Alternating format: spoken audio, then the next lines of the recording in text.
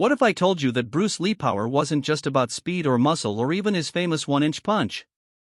What if I told you it was a complete system, an explosive combination of philosophy, instinct, and razor-sharp techniques designed to dominate any opponent in real life?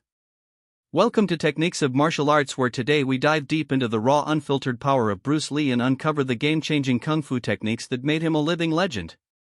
And by the end of this video, you won't just be watching Bruce Lee, you'll be moving like him. Let's begin. The root of power: why Bruce Lee hit like a truck. Bruce Lee didn't believe in wasting energy. Every move he made had purpose, nothing flashy, nothing extra.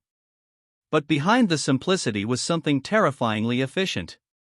The power he generated came from his understanding of biomechanics, structure, and timing. He called it economic motion. This meant he could explode with power from even the shortest distance. His most famous move, the one-inch punch, wasn't magic. It was science. He aligned his whole body into a single chain of movement: hip, shoulders, arm, wrist, and fist, all firing at once. But here's the truth most people miss. It wasn't just about how he punched, it was about how he trained his body to obey his mind without hesitation. Bruce Lee power came from intent. Every punch he threw was a decision to destroy weakness. And now we move into the techniques that allowed him to do just that. Jeet Kune Do, intercepting fist, attack before attack. Bruce Lee revolutionized martial arts when he introduced the idea of interception. Rather than blocking and then countering like traditional kung fu or karate, Lee method in Jeet Kune Do was to strike during your opponent attack. This is the famous stop hit. Picture this: your opponent steps in for a jab, and at the exact same moment your fist explodes into his centerline. His jab never lands. He walks into your punch. This is power. Not just physical but psychological.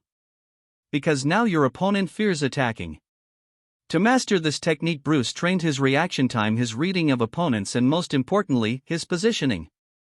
He'd often use the lead hand punch, a jab-like strike from his strong side forward stance, to dominate the space in front of him. And when that punch landed, it was fast, accurate, and impossibly powerful for the short distance it traveled. Low kicks destroy the foundation. Most martial artists are obsessed with head kicks. Bruce Lee? He was obsessed with your legs. Why? Because if you destroy someone's base, they can't fight. They can't run. They can't stand. Lee's low side kicks were devastating.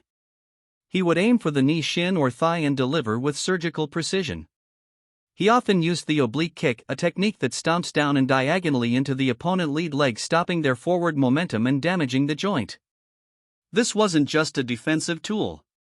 It was offense. He also practiced the side kick,